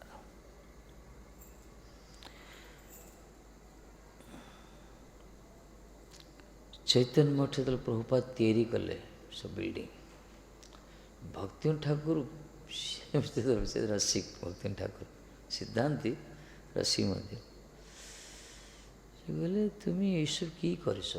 କହିଲେ ଏ କହିଲେ ଆମେ আমার জন্য, ମୁଁ ମୋ ପାଇଁ କରୁନି, ଆମେ ପ୍ରଚାର କରିବା, ସଂସାରର ବିଷୟ ଲୋକ ସବୁ ଆସିବେ, ସେମାନେ ତ ଆମ ଭଳିଆ ଗଛ ତଳେ ରହିପାରିବେନି ନା। ଆମେ ଯାହା ହେଲେ ଖାଇଦେବା, ଆମେ ଯେଉଁଠି ଶୋଇପଡ଼ିବା, ଆମ ପାଇଁ ଯାହା ଭଜନର କିନ୍ତୁ ଯେଉଁମାନଙ୍କୁ ଆମେ ଟାଣି ଆଣିବା ହରିକଥା ମାଧ୍ୟମରେ ବା କିଛି କହିକିରି, ତାଙ୍କର ହଠାତ୍ ତାଙ୍କୁ ଯେ ସମ୍ପୂର୍ଣ୍ଣ ବୈରାଗ୍ୟ ଶିକ୍ଷା ସେମାନେ ତ ବିଗିଡ଼ିଯିବେ। ତେଣୁ ସେମାନଙ୍କ ପାଇଁ ରହିବା ପାଇଁ କରାହେଉଛି। ସେମାନେ ଆସିବେ, ଟିକେ ଗୋଟିଏ ରୁମ୍ରେ ରହିବେ, ତାଙ୍କ ପାଇଁ। ସେଥିପାଇଁ ସ୍ୱାମୀ ମହାରାଜ କ'ଣ କଲେ? ଇସ୍କନ ପ୍ରସାଦ ଅପ୍ରସାଦ ଏ ଦୁଇଟାକୁ ୟୁଜ୍ କଲେ ପ୍ରଚାରରେ। ସେ ବଢ଼ିଆ ବଢ଼ିଆ ପ୍ରସାଦ କଲେ, ବଢ଼ିଆ ବଢ଼ିଆ ପ୍ରାସାଦ ତିଆରି କଲେ, ବିଲ୍ଡିଂ ସବୁ ତିଆରି କଲେ। କାରଣ ସମାଜର ସୁସମ୍ପନ୍ନ ବ୍ୟକ୍ତିମାନେ ଆସିବେ, ସେଠି ରହିବେ, ତାଙ୍କର କିଛି ଟିକେ ଟିକେ ନିଜର ସୁସ୍ଥତା ଅନୁଭବ କରିବେ। ତାପରେ ଯେତେବେଳେ ସେ ପ୍ରସାଦ ସେବନ କରିବେ, ମହାପୁରୁଷମାନଙ୍କ ପାଖରୁ, ବୈଷ୍ଣବ ପାଖରୁ ହରିକଥା ଶୁଣିବେ, ଧୀରେ ଧୀରେ ତାଙ୍କ ଭିତରେ ବୈରାଗ୍ୟ ବୃତ୍ତି ଆସିଯିବ। ଭଲେ ତାଙ୍କୁ ଧୀରେ ଧୀରେ ବୈରାଗ୍ୟ ମନୋବୃତ୍ତି ସ୍ୱଭାବ ଯଦି ଆସିଗଲା, ସେମାନେ ଏସବୁ ଭିତରେ ଦେଲେ ମଧ୍ୟ ସେମାନେ ଗ୍ରହଣ କରିବେନି। ତେଣୁ ଏଇସବୁ ଆବଶ୍ୟକ। ଏଇ ଆମର ଗୁରୁବର୍ଗମାନଙ୍କର ବିଚାର ଏ ପ୍ରକାର, ସୂକ୍ଷ୍ମ ବିଚାର ତାଙ୍କର। ଲୋକମାନଙ୍କୁ ପରିବର୍ତ୍ତନ କରିବା ପାଇଁ, ଲୋକମାନଙ୍କର କଲ୍ୟାଣ କରିବା ପାଇଁ ସେମାନେ କେତେ ଚିନ୍ତିତ, ସେଇଟା ବିବେକାନନ୍ଦ ବୁଝିବାଟା, ଯେଉଁମାନେ ଖାଲି ଏକା ଭଜନ କରୁଛନ୍ତି ବୁଝିପାରନ୍ତି, ବୁଝି ନ ପାରନ୍ତି, କିନ୍ତୁ ଯେଉଁମାନେ ଅନ୍ୟର ମନୁଷ୍ୟ, ଭାରତ ଭୂମିତେ ମନୁଷ୍ୟ ଜନ୍ମ ହେଲା ଯା, ନିଜ ଜନ୍ମ ସାର୍ଥକ କରି କର ପରୋପକାର। ନିଜର ଜନ୍ମ ସାର୍ଥକ କରି ନିଜେ ଭଜନ କରିବ, ଅନ୍ୟମାନଙ୍କୁ ଭଜନରେ ପ୍ରବର୍ତ୍ତାଇବ, ଭଜନ ଉନ୍ମୁଖୀ କରାଇବ। ଏହି ହେଉଛି ବାସ୍ତବରେ ଠିକ୍। ଏଥିପାଇଁ ପ୍ରଭୁପାଦଜୀ କହିଛନ୍ତି, ହଜାର ହଜାର ହସ୍ପିଟାଲ କରିବା ଅପେକ୍ଷା ହଜାର ହଜାର ବିଶ୍ୱବିଦ୍ୟାଳୟ, ୟୁନିଭର୍ସିଟି, ଏସବୁ ରେଷ୍ଟ ସିଟି, ବିଶ୍ରାମଳୟ ଏସବୁ ଖୋଲିବା ଅପେକ୍ଷା ଏତେ ସହଜ ହେଇପାରେ। କିନ୍ତୁ ଗୋଟେ ଲୋକକୁ ମାୟାର କବ୍ଜା ଭିତରୁ, ମାୟାର ପଞ୍ଜା ଭିତରୁ ଉଦ୍ଧାର କରି କୃଷ୍ଣଙ୍କ ଚରଣରେ ତାକୁ ଅଭିନିବେଶ କରି, ତା ମନ ଭିତରେ କୃଷ୍ଣ ଚେତନାକୁ ଉଦ୍ବୁଦ୍ଧ କରିବା, ତାକୁ ଉପଲବ୍ଧି କରିବା, ସେ ହେଉଛି କୃଷ୍ଣଙ୍କର ସେବକ, ଆସିଛି ଜଗତକୁ ଭଜନ କରିବା ପାଇଁ। ଏ ସବୁଠୁ ବଡ଼ କଷ୍ଟ କାମ, ଏ ସମସ୍ତ ଦ୍ୱାରା ସମ୍ଭବ ନାହିଁ। ଏଥିପାଇଁ ଗେଲେନ ଗେଲେ ରକ୍ତ ଦେବାକୁ ପଡ଼ିବ କୁହାଗଲା।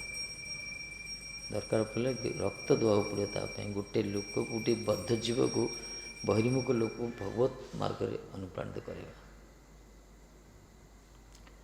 ଆଜି ଯଦି ବ୍ରଜର ସୌରଭ ଯଦି ସାରା ବିଶ୍ୱରେ ବିଚ୍ଛୁରିତ ହେଇଛି, କେଉଁମାନଙ୍କ ପାଇଁ? ଏଇ ପ୍ରଚାରକ ମହାତ୍ମାମାନଙ୍କ ପାଇଁ। ଏମାନେ କରିବାର ତ ଆସିଲେ ସବୁ। ସାରା ବିଶ୍ୱ ଆଜି ବୃନ୍ଦାବନ ଆସୁଛି, ତାର ଅନ୍ତଳରେ କିଏ ଅଛନ୍ତି? ଏଇ ପ୍ରଭୁପାଦ ଗଣମାନେ। ଏମାନେ ପ୍ରଚାର ପ୍ରସାର କରିଛନ୍ତି, ସାରା ବିଶ୍ୱକୁ ଟାଣି ଆଣିଛନ୍ତି, ବ୍ରଜର ମହିମାକୁ ପ୍ରଚାର କଲେ ମାନେ। ତେଣୁ ଆକୁ ସୂକ୍ଷ୍ମ ବିଚାର କରିବା। ବାସ୍ତବରେ ମହାପୁରୁଷମାନେ କ'ଣ ନ କରିଛନ୍ତି ସାରା ସମାଜ ପାଇଁ। ସେଥିପାଇଁ କହିଲେ ଏମାନେ ଭିକ୍ଷା ସଂଗ୍ରହ କରି ସଞ୍ଚୟ କାର୍ଯ୍ୟ ଏକାନ୍ତ ଆବଶ୍ୟକ, ଏମାନେ କରିପାରିବେ। କାହିଁକିନା ଗୋଷ୍ଠାନନ୍ଦିତ, ଗୋଷ୍ଠୀ ଭିତରେ ରହିଛନ୍ତି।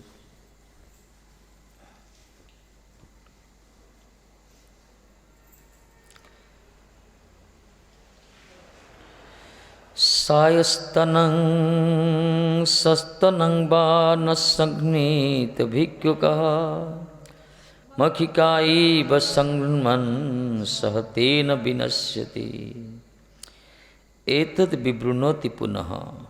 कहले भिक्षुकः सायस्तनं स्वस्तनं वा न संगृह्णन् संचयं कुर्वन्तु मखिकायैव संग्रहकर्ति मधुमक्षिका यथा न जीवति तथा सोऽपि तेन सह विनाश्यति संचितेन सह एव विनष्ट भवति। मधुमाछी ଯେମିତି ସଞ୍ଚୟ କରି କରି ମରିଯାଉଛି ସେହି ପ୍ରକାର ସନ୍ଥ ମହାତ୍ମା ଯେଉଁମାନେ ମୁନିମାନେ ମଧ୍ୟ ସଞ୍ଚୟ ନିଜ ପାଇଁ ଯେଉଁମାନେ କରନ୍ତି ସେମାନେ ମରନ୍ତି।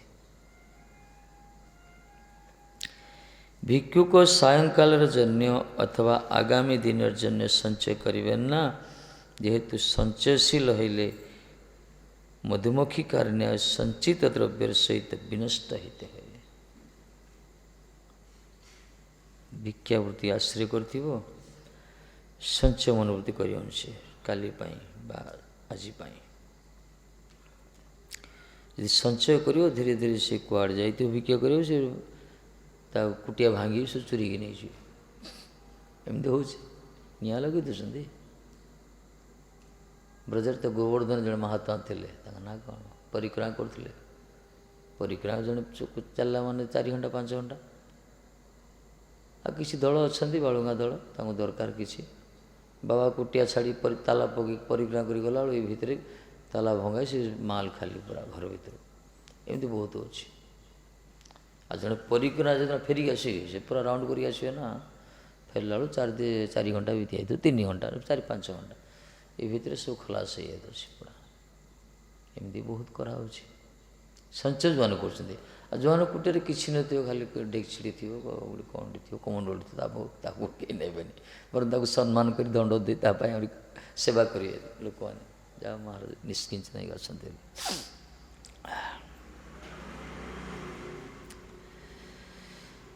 ବଡ଼ ବିପଦ। ଏକାକୀ ଭଜନ ପ୍ରଭୁପାଦ ତ ବିଚାର ଅଲଗା। ଏକାକୀ ଆମର ନାଇଁ ପାଏ ବୋଲି ହରିନାମ ସଂକୀର୍ତ୍ତନ କହିଲେ, ସେ ବଡ଼ କଷ୍ଟ। ସେ ନିଜ ପାଇଁ କରାଯାଏ। ବାସ୍ତବ ମହାତ୍ମାମାନେ କରୁଛନ୍ତି, ମନା ନାହିଁ, କିନ୍ତୁ ଗୌଡ଼ୀୟ ବିଚାରଧାରା, ବିଶେଷ କରି ରୂପାନୁଗ ଧାରାରେ ଯେଉଁ ପ୍ରଭୁପାଦ ଭକ୍ତି ଠାକୁର ସବୁ ଆସିଛନ୍ତି ଆମର, ଏମାନଙ୍କର କାହିଁକିନା ଆମର ଯେଉଁ କୁହାହେଲା ମହାଜନ ଯେନ ଗତସ୍ୟ ପନ୍ଥା, ମହାଜନମାନେ ଯେଉଁ ପଥରେ ଯାଇଛନ୍ତି ସେ ପଥକୁ ଯିବା ଦରକାର, ନିୟମ ଏଇଟା। କିନ୍ତୁ ମହାଜନ ବି ବିଚାର କରିବ ପୂର୍ବ ମହାଜନ ପର ମହାଜନ, ବୁଝିଲ? ପୂର୍ବରୁ ଯେଉଁ ମହାଜନମାନେ ଥିଲେ, ଧରନ୍ତୁ ଆମେ ବର୍ତ୍ତମାନ କହିବା ଧ୍ରୁବଜୀ ମହାରାଜ ଭଳିଆ ଆମେ ଭଜନ କରିବା, ସେ ତ ଅସ୍ତିଗତ ପ୍ରାଣ ଥିଲେ, ପବନ ଖାଇକି ରହୁଥିଲେ ସେମାନେ। ଆମେ କରିପାରିବା କି? ସମ୍ଭବ ନୁହେଁ। ସେମାନେ ଭଳିଆ ଆମେ କରିପାରିବାନି। ସୁଖଦେବ ଗୋସ୍ୱାମୀ ପରୀକ୍ଷିତ ମହାରାଜ ଭଳିଆ 7 ଦିନ ନ ଖାଇ ନ ପିଇ ରହିଥିଲେ। ଆମେ ତ ଗୋଟେ ଏକାଦଶୀ ହେଲା ପରେ ଦ୍ୱାଦଶ ଦିନ ମୁଣ୍ଡ ଚକ୍ର ଖାଇଯାଉଛି, ପାରଣ ସମୟ କେତେବେଳେ ହେବ ବୋଲି ଦେଖୁଛୁ ଆମେ କ'ଣ ଭଜନ କରିବା? ସେ 7 ଦିନ ପର୍ଯ୍ୟନ୍ତ ଖାଇନାହାନ୍ତି, ପଠାଉଛନ୍ତି ଗୁରୁଜୀ ଯାକ ଖାଇକି ଆସ। ଇଏ କହିଲେ ମହାରାଜ କ୍ଷୁଦାଙ୍ଗ ନ ବାଧତେ, ମୋର କ୍ଷୁଦା ବାଧୁନି ମୋତେ ଆଉ, କାହିଁକିନା ପିବନ୍ତ ତନ୍ମଖାମୃଜମ ଚ୍ୟୁତଂ ହରିକଥାମୃତମ୍। ଆପଣ ମୁଖାର ବିନ୍ଦୁରୁ ଯେଉଁ ଅମୃତମୟ କଥା ଶ୍ରବଣ କରୁଛି ଆଉ ସେଥିରେ ମୋର କ୍ଷୁଧା ତୃଷ୍ଣା ବାଧୁନି ମହାରାଜ। ଆଉ ବହୁତ ଖାଇଛି ଜୀବନରେ, ସେ ସ୍ଥିତି ଆମେ କରିପାରିବାନି। ଏଥିପାଇଁ ଆମର ପୂର୍ବ ମହାଜନ ରଘୁନାଥ ଗୋସ୍ୱାମୀ ଛାସ୍ ପିଇକି ରହୁଥିଲେ। ସେ ବି ଗୋଟେ ଦୋନା ନିର୍ଦ୍ଦିଷ୍ଟ ଦୋନା ଥିଲା, ବ୍ରଜବାସୀ ଆଣି ଦିଅନ୍ତି। ସେ ବ୍ରଜବାସୀ ଯାଇଛି କୁଆଡ଼େ ତା'ର ବନ୍ଧୁବାସା ଘରକୁ ଯାଇଛି, କୁଆଡ଼େ ରାସ୍ତାରେ ଫେରିଲା ଦେଖିଲା ବହୁତ ବଢ଼ିଆ ବଢ଼ିଆ ଶାଳପତ୍ର ଦୋନା ଅଛି, ପତ୍ର ଅଛି। କହିଲା ବାବାକୁ ତ ମୁଁ ଦୋନାରେ ଦେଉଛି ଛୋଟିଆ ଛୋଟିଆ ପତ୍ର, ଟିକେ ବଡ଼ ପତ୍ର ନେଇଯିବି, ଏଥିରେ ବଡ଼ ଦୋନା କରିଦେବି। ସେବା କରିବା ବି ମନୋବୃତ୍ତି, ବ୍ରଜବାସୀର ସେବା ମନୋବୃତ୍ତି ଥାଏ। ସେ ଗୋଟେ ବଡ଼, ତା ପରଦିନ ନୂଆ କଅଁଳିଆ କଅଁଳିଆ ପତ୍ର ଟିକେ ଦୋନା ଟିକେ ବଡ଼ କରିକି ଡବଲ ବନାଇ ସେଥିରେ ଛାସ୍ ଧରିକି ଆସିଛି। ଗୋସ୍ୱାମୀଜୀ ଦେଖିଲେ ଆମର ବସିଛନ୍ତି ଭଜନ କରୁଛନ୍ତି, କହିଲେ ଏଇଟା କି, ଏଇଟା ଏଇଟା ଏଇଟା ଇଏ କିଆ, ଆଜି କ'ଣ ବଡ଼ ଦୋନା? ନାଇଁ ଯାଇଥିଲି ନେଇ ଆସିଲି। ମହାରାଜ ଫଟକାରିଲେ, ନାଇଁ ନାଇଁ, ମାନେ ଟିକେ ବଡ଼ ହେଇଥିଲା ଦୋନାଟା, ତଥାପି ସେ ମନା କଲେ ନାଇଁ ନାଇଁ ପୂର୍ବେ ଯେମିତି କହୁଥିଲେ ସେମିତି ନେଇ ଆସ, ନହେଲେ ତୁମର ସେବା କରିବା ଦରକାର ନାହିଁ। This is because it was from Sakhi's Thali. ହୁଁ This big donut was from Sakhi's Thali. This is not. This Chandravali's plate. ସେଇଟା ତ ପ୍ଲେଟ୍ ଅଲଗା, କିନ୍ତୁ ବଡ଼ ଦୋନା ତାର ଯେଉଁ ଚନ୍ଦ୍ରାବଳୀ ପ୍ଲେଟ୍ ତ ପତ୍ର କାହିଁକି ଛିଣ୍ଡିଲ କହିଲେ, କିନ୍ତୁ ସେ ତାଙ୍କ ନିୟମ ଥିଲା ଏତିକି ପାଳନ କରିବେ, ଏତିକି ପାଳନ କରିବେ, ତାଠୁ ଅଧିକ ଖାଇବେନି। ତାଙ୍କ ନିୟମ ସେଇଟା, ନିୟମ ଗୋଟେ ଭୋଜନ ବି ନିୟମ ତାଙ୍କ ରଖିଛନ୍ତି ସେମାନେ। ଆମେ ସେଇ ପ୍ରକାର ହେଇପାରିବାନି, ଆମେ ତାଙ୍କ ଭଳିଆ କଠୋର ବୈରାଗ କରିପାରିବାନି। ଆମେ ରଘୁନାଥର ବୈରାଗ ପାଷାଣ ରେଖା କହିଲେ, ଆମେ ସେମିତି କରିପାରିବା କିଛି ନାହିଁ। ରଘୁନାଥ ଗୋସ୍ୱାମୀ ଭଜନ କରୁଛନ୍ତି ରାଧାକୁଣ୍ଡ ତଟରେ, ପୁରା ରାଧା ବିରହରେ ବ୍ୟଥିତ ହେଇକି ସେ କିଶୋରଜୀଙ୍କ ସ୍ୱାମିନୀଙ୍କର ଦର୍ଶନ ଲାଳସାରେ, ରାଧାରାଣୀକୁ ପ୍ରତ୍ୟକ୍ଷ ଦର୍ଶନ କରିବା ପାଇଁ ତାଙ୍କର ଯେଉଁ ଲାଳସ ଉତ୍କଣ୍ଠା ଯେଉଁ ତୀବ୍ରତର ହେଇଛି, ବିରହରେ ବ୍ୟଥିତ ହେଇଛନ୍ତି। ସମ୍ମୁଖରେ ତା ନିକଟରେ ଆସି ବ୍ୟାଘ୍ର ବି ଜଳପାନ କରୁଛି, ସେ ଜାଣିପାରୁନାହାନ୍ତି। ସନାତନ ଗୋସ୍ୱାମୀ ଛିଡ଼ା ହେଇକି ମାନେ ଚିନ୍ତା କରୁଛନ୍ତି କ'ଣ କରାଯିବ। ଏପଟେ ସ୍ୱୟଂ ଠାକୁରଜୀ ରହିପାରିଲେନି, ଦେଖିଲେ ରଘୁନାଥର କିଶୋରଜୀଙ୍କ ପ୍ରତି ଏହି ପ୍ରକାର ତନ୍ମୟତା ଭାବ, ଠାକୁରଜୀ ବିଶ୍ୱାମିଭୂତ ହେଇଗଲେ। ଏମିତି ଭଜନ କାହିଁ ହୁଏ? ଆମେ ତ ବସି ଭଜନ କରୁଥିବା, ମଶା ଗୋଟେ କାମୁଡ଼ୁଥିଲେ ଯେ ମାଳା ସହିତ ପିଟିଆ ତାକୁ, ସତ କଥା, ଗୋଟେ ପ୍ରାକ୍ଟିକାଲ ଆମମାନଙ୍କ ସ୍ଥିତି ଏ ପ୍ରକାର। ମାଳାରେ ଥିବ, ମାଳାରେ ବିରକ୍ତି ପଡ଼ୁଥିବା, ସେ ମାଳା ବି ହାତରୁ ଖସିଯିବ ରାଉଣ୍ଡ। ସେ ସ୍ଥିତି ଆମର ନାହିଁ। ତେଣୁ ଆମର କ'ଣ କୁହାଯାଇଛି? ପର ମହାଜନ ମାନେ ଆମର ନିକଟତର ମହାଜନ, ନିକଟତର ମହାଜନ ଆମ ଗୁରୁବର୍ଗ ଯାକ ନାହିଁ ଶିକ୍ଷା ଦରକାର। ଏଇ ହେଉଛି ସିଦ୍ଧାନ୍ତ।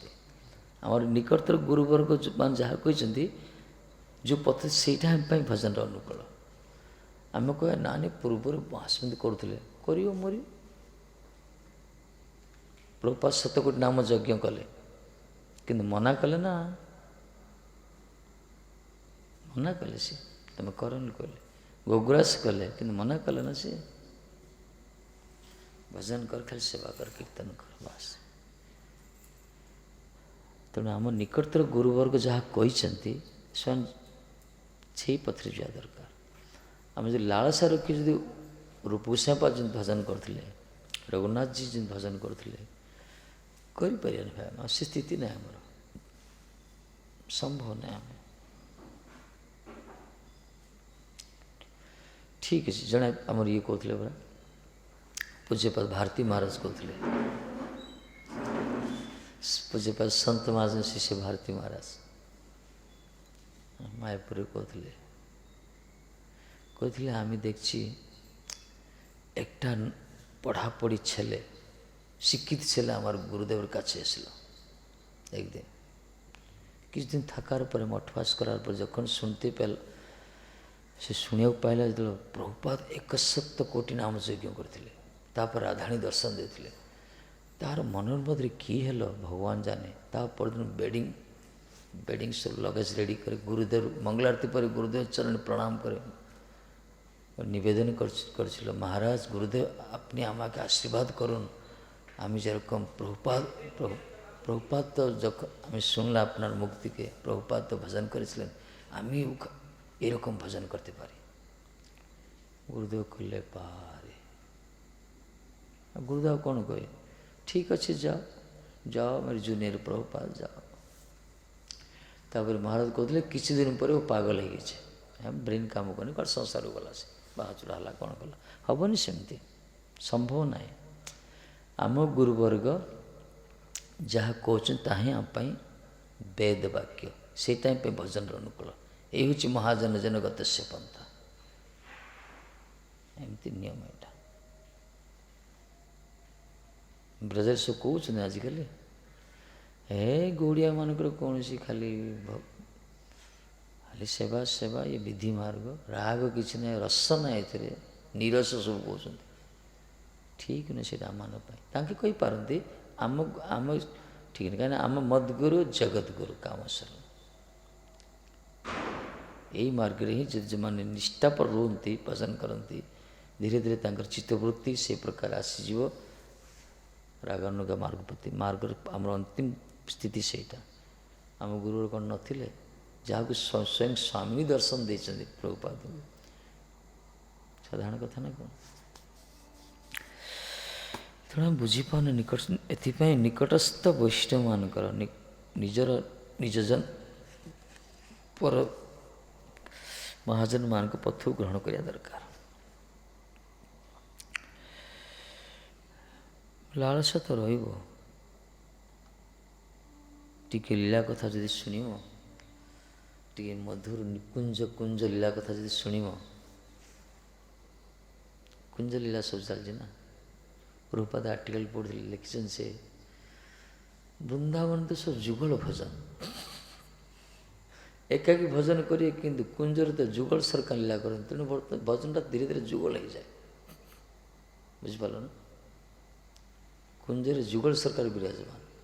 ତେଣୁ ଯେଉଁମାନେ ସେଇ ଅଧିକାରୀ ନ ହୋଇ, ଯେଉଁମାନେ ସେଇ ଉଚ୍ଚ ଭଜନ ପ୍ରତି ଲାଳାୟିତ ହେଇକି ଯାଆନ୍ତି, କିଛି ଦିନ ପରେ ଦେଖାଯାଏ ସେମାନେ ସିଙ୍ଗଲ ଡବଲ ହେଇଯାଆନ୍ତି, ଯୁଗଳ ହେଇଯାଏ, ଯୁଗଳ ଭଜନ ହେଇଯାଏ।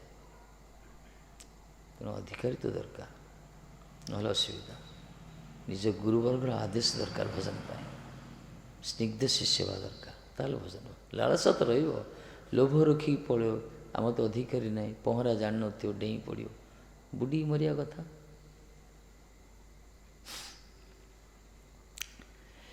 ଆମ ପୂଜ୍ୟପାଦ ବନ୍ଦଦେବ ଗୋସ୍ୱାମୀ ମହାରାଜ ଯାଇଥିଲେ ନା, ଭକ୍ତିବେଦ ବନ୍ଦଦେବ ଗୋସ୍ୱାମୀ ମହାରାଜ, ସେ କିଛି ଦିନ ଗଲେ, ସେଥିରୁ ଆସିଲେ, ଜାଣିଲେ, ସେ ଟେଷ୍ଟ କଲେ, ପରୀକ୍ଷା କଲେ କି ପ୍ରକାର ଲୀଳା ସବୁ, କେମିତି ଚାଲିଛି ଭଜନ ତାଙ୍କର, ମଞ୍ଜରୀ ଭାବ। ତେଣୁ ପ୍ରାୟ କହୁଛନ୍ତି ଆଜିକାଲି ଶୁଣାଯାଉଛି, ଆଙ୍କର ମଞ୍ଜରୀ ଭାବ ନାହିଁ। ଆରେ ଭାଇ, ଡାଇରେକ୍ଟ ଗଲେ ମଞ୍ଜରୀ ଭାବ ଦେଇ ଦେଉଛନ୍ତି, ବଡ଼ ଆଶ୍ଚର୍ଯ୍ୟ ଲାଗୁଛି।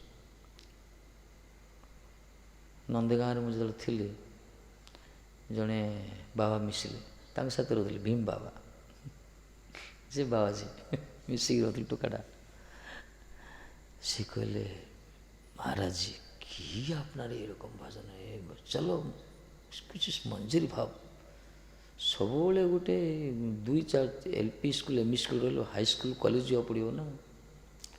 ତା ଅର୍ଥ ଆମମାନଙ୍କ ମାର୍ଗଟା ହାଇସ୍କୁଲ, ତାଙ୍କ ମାର୍ଗଟା କଲେଜ, ଏ ବିଚାର ତାଙ୍କୁ ଏଇ ଶିକ୍ଷା ଦିଆଯାଉଛି। ବୋଲେ ମଜାରେ ଗଲେ କ'ଣ କରିବାକୁ ପଡ଼ିବ? କିଛି ନାହିଁ, ଗୁରୁବର୍ଗ ଉଚ୍ଚ ସେଣ୍ଟର ଜଏନ୍ ହେଲେ ଅସୁବିଧା କିଛି ନାହିଁ। ଆଉ ଗୋଟେ ଗୁରୁ ଗ୍ରହଣ କରି ଆମ ଗୁରୁଦେବ ନେଇଯିବେ, ମାଳା ନେଇଯିବେ, ବସି ଚିନ୍ତନ କରିବେ, ସ୍ୱରୂପକୁ ଚିନ୍ତନ କରିବେ, ମଞ୍ଜରୀ ଭାବ ପ୍ରାପ୍ତ ହେବ। ତାଙ୍କର ଗୁଟିକା ସବୁ ଅଛି, ଦେଖିଲେ ସବୁ ଭାବ।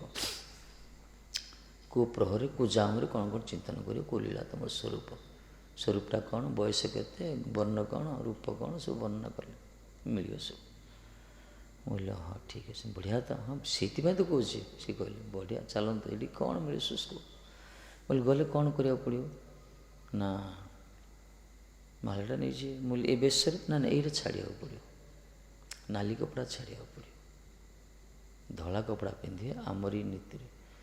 ମୁଁ କହୁଛି ଆଚ୍ଛା, ସେ ସ୍ୱରୂପଟା କ'ଣ କହିଲେ ଯେ? ନା ଆମେ ସବୁ ଲାଲି ସ୍ୱରୂପ। ଠିକ୍, ମାନେ ଭଗବାନଙ୍କୁ ଭଜନ କରିବା, ନିଜର ସ୍ମରଣ କରିବା, କ'ଣ ନିଜ ସ୍ୱରୂପ ଲାଲି ବୋଲି। ଏ ନାଲି କପଡ଼ା ଧଳା କପଡ଼ାରେ କ'ଣ ମୂଲ୍ୟ ଅଛି? ଜଣେ ଯେଉଁ କପଡ଼ା ପିନ୍ଧିପାରେ, ତାକୁ ତ ଶିକ୍ଷା ଦେଉଛି ତୁମେ କୌଣସି ନାଲି କପଡ଼ା ନୁହଁ କି ଧଳା କପଡ଼ା ନୁହଁ, ତୁମେ ଯେଉଁ ଛୋଟିଆ ଲାଲି। ମୁଁ ତାଙ୍କୁ ପଚାରିଲି, ମଞ୍ଜରୀ ଭାବ ଶିକ୍ଷା ତ ଏଇଆ ନା, ନିଜ ସ୍ୱରୂପକୁ ଚିନ୍ତନ କରିବ। ସ୍ୱରୂପର ବାହାରେ ଯେଉଁ କପଡ଼ା ଥାଉ ସେଥିରେ କ'ଣ ଅଛି? ଯଦି ପଚାରିକି ଆସ, ଯଦି ଆମେ ଏଇ କପଡ଼ା ରହିବୁ ଆମ ଗୁରୁଙ୍କର ରଖିବୁ, ଆମେ ଶିକ୍ଷାଗୁରୁ ରୂପରେ ଗ୍ରହଣ କରିପାରୁ, ଯଦି ରାଜି ତାହେଲେ ଆମେ ନେବା। ଦେଖି ସେୟା କାହିଁ ପଚାରିବ। ତାପରେ ପଚାରିଲା ସେ କେମିତି ଦେଉଛନ୍ତି? ନା ମହାରାଜ ଯେତେବେଳେ ଆମକୁ ଦେବେ ପ୍ରଥମେ 3 ଲକ୍ଷ ଜପ କରିବାକୁ ପଡ଼ିବ। ମୁଁ କହିଲି ତୁମେ କରିଥିଲ? କହିଲେ ମୁଁ ଯେଉଁଦିନ ନେଲି ସେଦିନ ହିଁ କଲି, ତା ପରଠୁ ଆଜି ମଧ୍ୟ ଆଉ କରିନି। 3 ଲକ୍ଷ ଜପ ନ କଲେ ମଞ୍ଜରୀ ସ୍ୱରୂପ ଦେଉନାହାନ୍ତି। ମାର୍ଗଟା ଠିକ୍, କିନ୍ତୁ 3 ଲକ୍ଷ ଜଣ ଯଦି ଜପ କରିବ ନିଶ୍ଚୟ ତାର ବିଷୟ ଭାବନା ଦୂର ହୋଇଯିବ।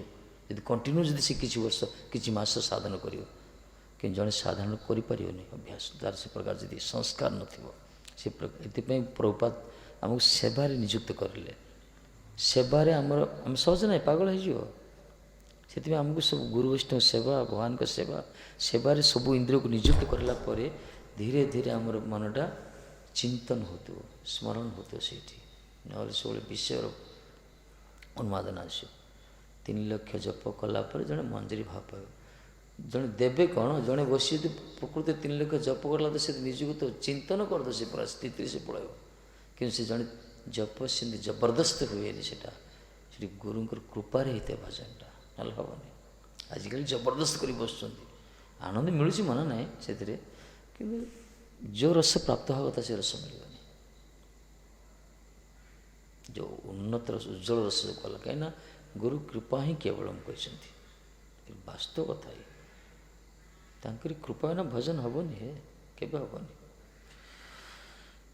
ସେଥିପାଇଁ ସେ ମାର ଛାଡ଼ି ପଡ଼ିଲେ, ଆମେ ପ୍ରଭୁପାଦ ଭଳିଆ କରିବେ। କହିଲେ ଯାଅ, ଗୁରୁଦେବ ତାଙ୍କ ଗୁରୁଦେବକୁ ଭିକ୍ଷା ମାଗି ଯାଉଛନ୍ତି, ମୁଁ ପ୍ରଭୁପାଦ ଭଳିଆ ଭଜନ କରିପାରିବ।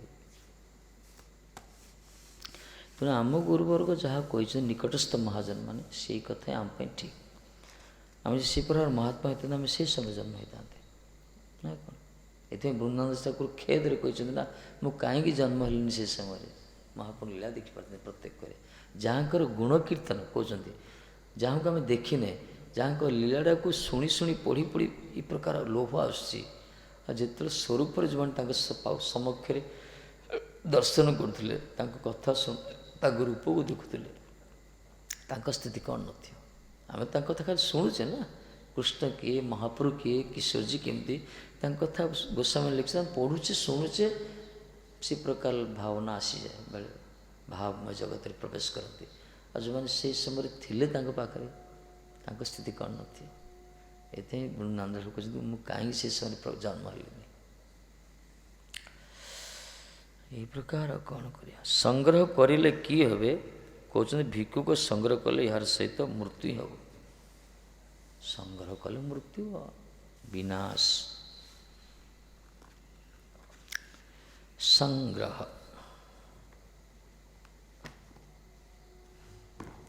ମନୋବୃତ୍ତି କ'ଣ କରିବା। କିଞ୍ଚନ ନିଷ୍କିଞ୍ଚନ ହେବା ଦରକାର।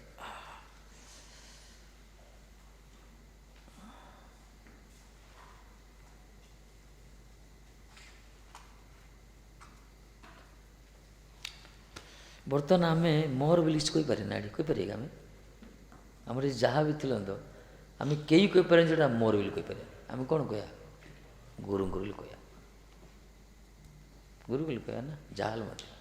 ଏଠି ଆମର କିଛି ନାହିଁ, କିନ୍ତୁ ଏକା ଯଦି କେଉଁଠି ରହିବ, ଗୁରୁ ବୋଲି କହିପାରିବ କି? କହିପାରିବନି। ସେ କହିପାରିବନି, ସେ ଶବ୍ଦ ହିଁ ଉଚ୍ଚାରଣ ହେବ ସେଠି।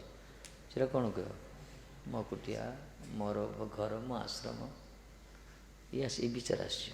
ଏଥିପାଇଁ କିଛି ଗୋଟେ ଗୋଷ୍ଠୀ କରିକିରି କୀର୍ତ୍ତନ କରିକି ରହିଲେ ହିଁ ଭଲ ଆନନ୍ଦ ଲାଗିବ। କହିଲେ ସେଠି ସେବାଟା ଚାଲ।